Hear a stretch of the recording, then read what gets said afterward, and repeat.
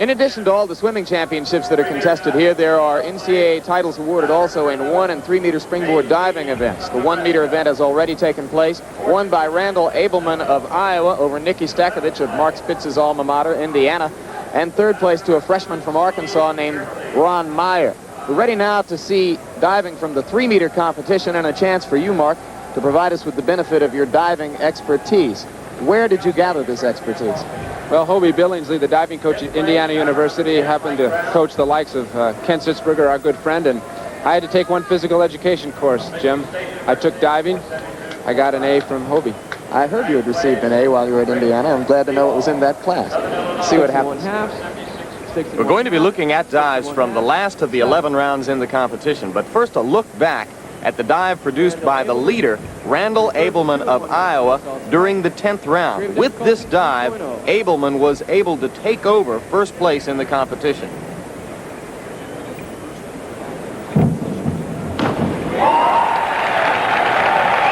You heard the approval from the crowd, and the dive was scored 79.50, the highest score awarded to this point in the competition.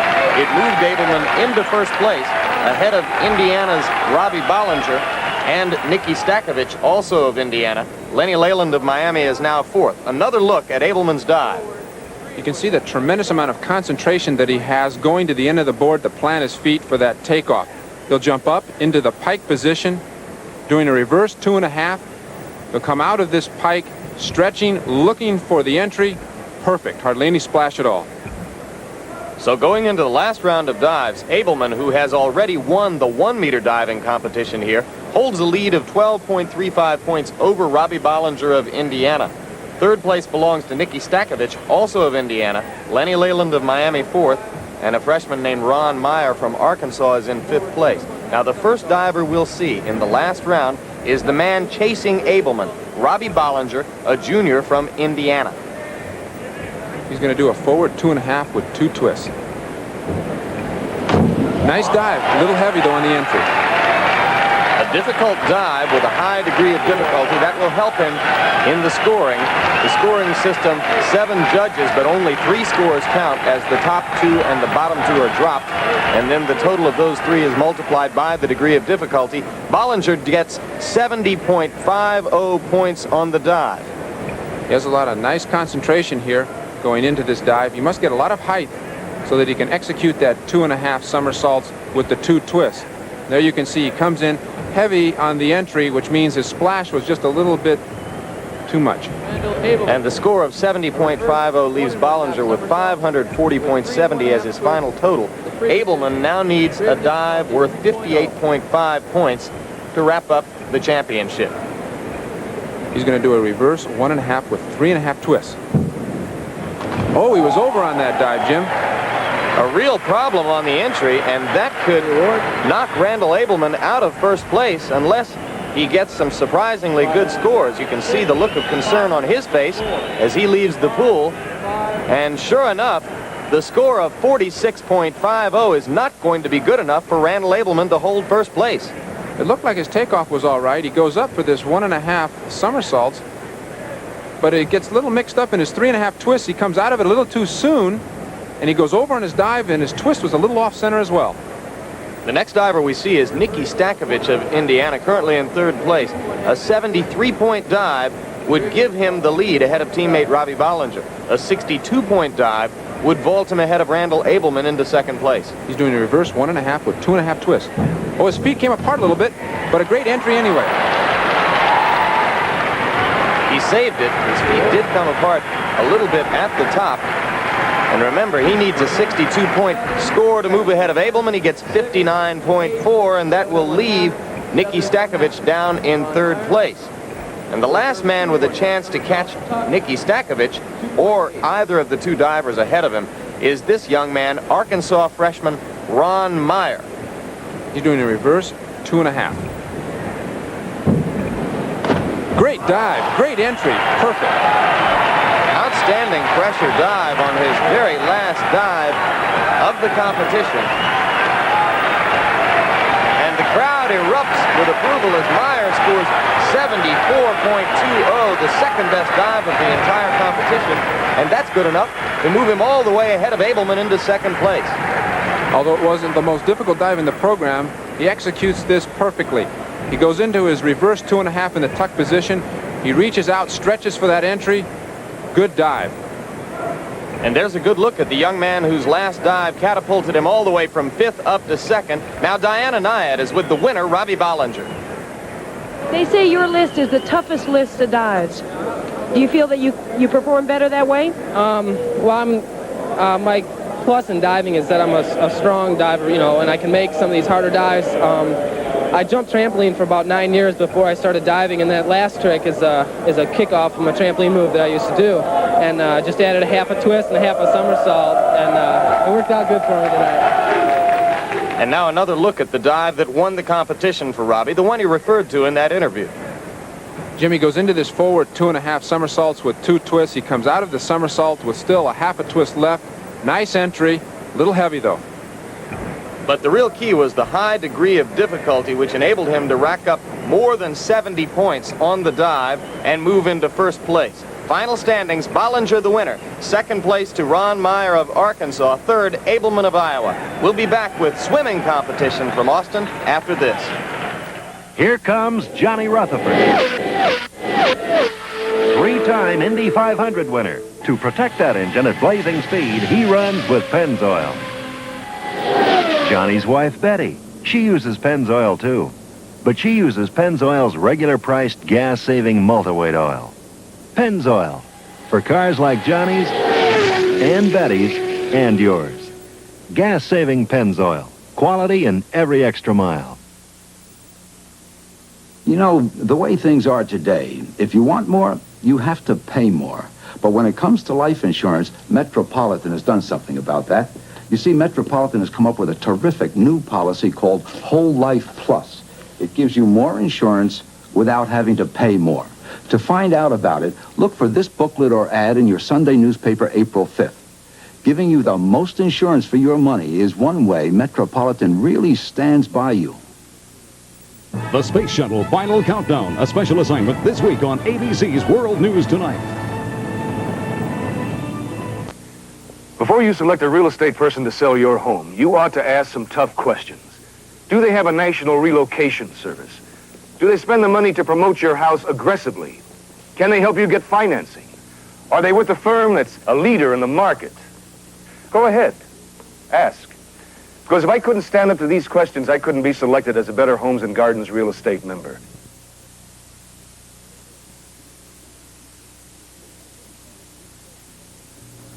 If you're thinking about radial tires, get going. Get value. Get Michelin. At Michelin, we put you first with radials you can count on. And my Michelin tires are priced about the same as other leading radials. That's right. Michelin didn't get to be the fastest growing tire company in America by making a tire people can't afford.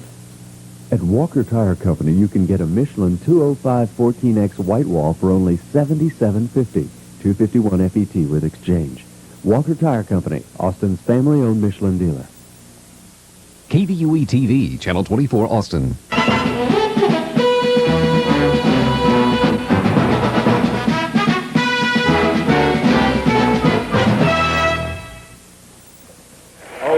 We're back at the Texas Swim Center where Rowdy Gaines of Auburn is preparing for his final individual performance as a collegiate swimmer, perhaps the final individual race of Rowdy Gaines' career. He has shared the spotlight here with Brian Goodell, the great freestyler who won 2 gold medals at Montreal in 1976 before he ever entered UCLA. Goodell came here hoping to become the first man ever to finish his collegiate career unbeaten in NCAA championship events and hoping to pass John Neighbors' record of 10 individual NCAA titles. It didn't happen.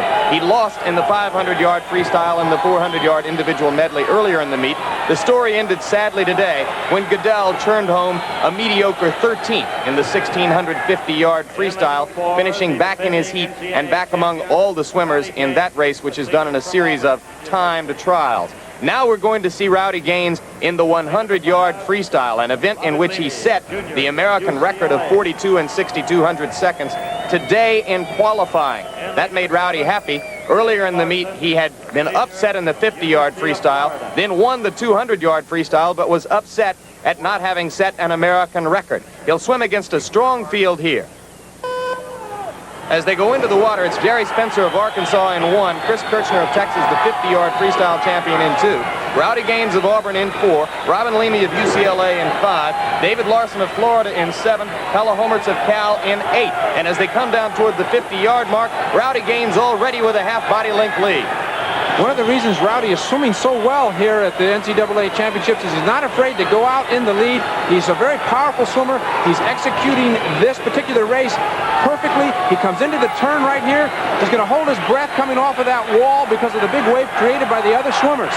And now he is thoroughly in command as he comes down toward the wall. He was ahead of his American record pace at 50 yards, and he touches in 42:38, breaking for the second time today the American record in the 100-yard freestyle. And when Rowdy sees the time, that makes him happy. So Gaines, with his second victory of the meet, has gone out with a flourish. And now Diana Nyad is with him at poolside. Rowdy, that was quite a finish to an illustrious NCAA career. Oh, it's great. That's the way I wanted it ended. I'm happy tonight. Are you going to miss it all? Oh, I'm going to miss it like crazy. I tell you what, nothing like it.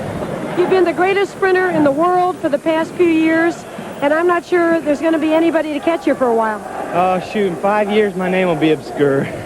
Any chance of holding on for the Olympics in '84? I wish, but 3 years, too long to wait. I got to move on. So Rowdy Gaines leaves swimming, and a half dozen younger swimmers wait to inherit his place. When we come back, another breaststroke battle between Barrett and Lundquist. Established that record in this pool a few weeks ago. Very quickly, the rest of the field. Lane 1, Greg Higginson of Alabama. Lane 2, Glenn Mills of Alabama. Lane 4, Barrett. Lane 5, Lundquist. Lane 7, Nick Nevitt of Texas. Lane 8, Gary Fakes of Tennessee.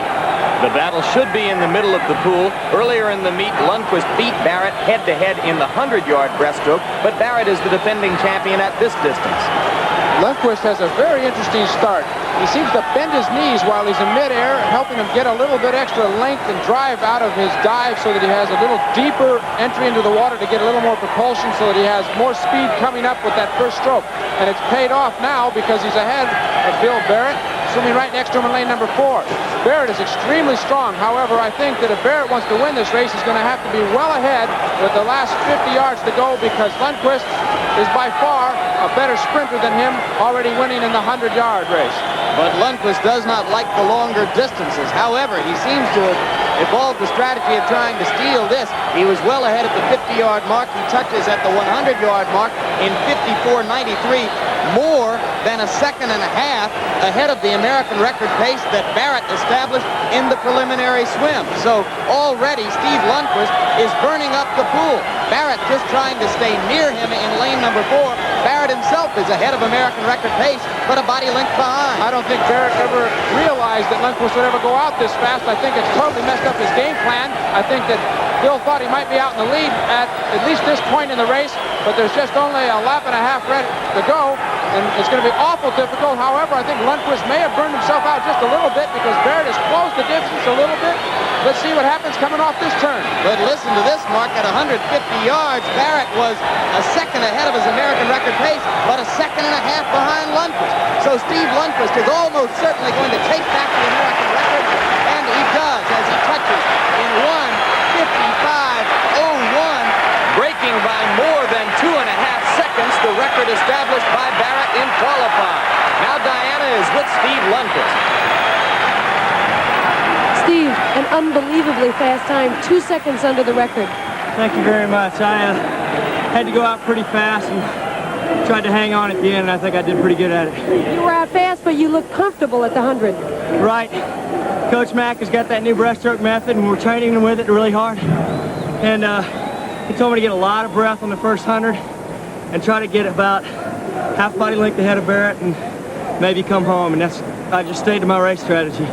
It seems as Steve Lundquist's new stroke is one where he's not bringing his elbows fully underneath his body in the conventional manner, such as Bill Barrett demonstrates, but rather that his elbows only come to the level or parallel where his shoulders are, enabling him to stretch his arms out further, a lot quicker cadence in the stroke, and his head doesn't come up and down and bob as much. And imagine breaking your own American record by nearly 2 seconds, but still finishing in another swimmer's wake. That's what happened to Bill Barrett. Greg Higginson of Alabama was third. We'll be back with more.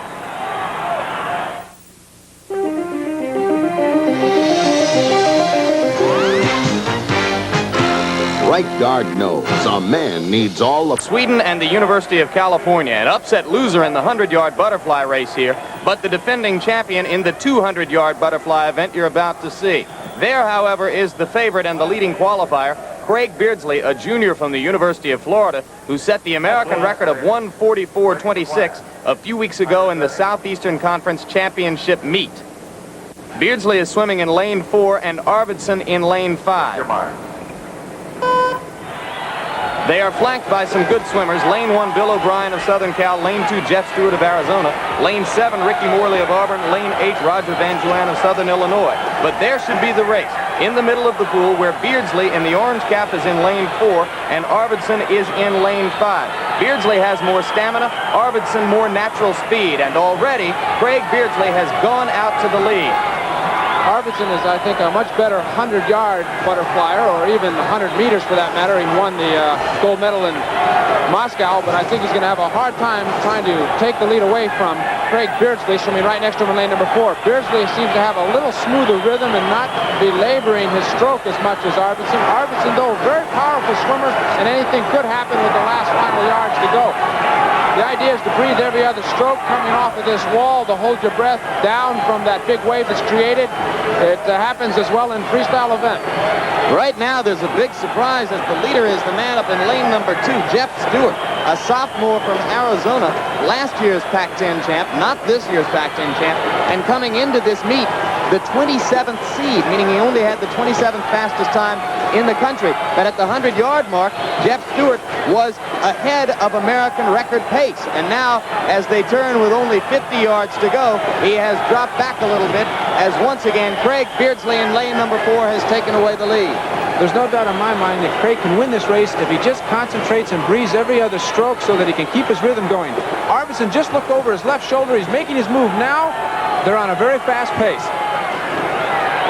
He's making a few strides, but Beardsley will hold on. Craig Beardsley of Florida touches in 1:44.15.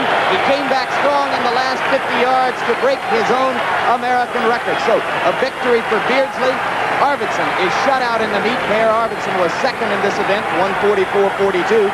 Third place went to Stewart up in lane 2, who set such a fast pace. But the winner is Beardsley, and he's very happy about it. Behind Beardsley and Arvidsson, Jeff Stewart got third. We'll come back with the 400-yard freestyle relay, the climactic event of the meet. Deadline, Saturday, April.